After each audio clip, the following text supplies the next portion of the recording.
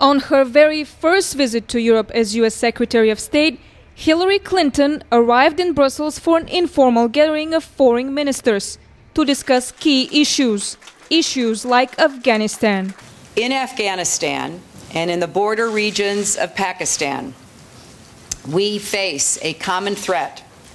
We have a common challenge and we share a common responsibility.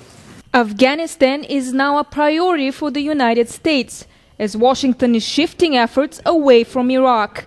President Obama recently decided to send 17,000 extra troops and has urged European allies for more support. Let us not, by the way, lull ourselves into the belief that a strong civilian effort means less need for forces. But many question whether sending more troops would be enough to improve the situation in Afghanistan, as the level of insecurity and civilian death toll are on the rise. There's got to be a solution which delivers effective economic assistance to the farmers of Afghanistan.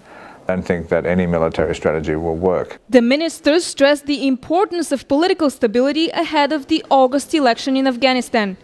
Earlier in the week, Clinton also said the US may consult Iran over Afghanistan, but at the same time she accused Iran of funding terrorism and criticized its nuclear plans. There's clearly a visible contradiction between what the United States says it wants from Iran and the way the United States is acting towards Iran in respect of the nuclear policy.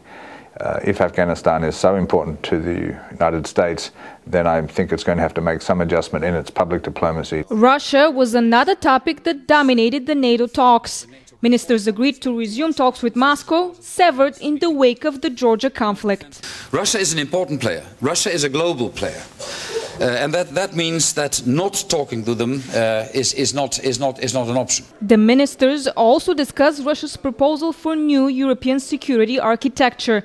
Clinton said she hopes Russia will join US plans for a missile defense shield in Eastern Europe. We have long offered Russia the opportunity to work with us on missile defense.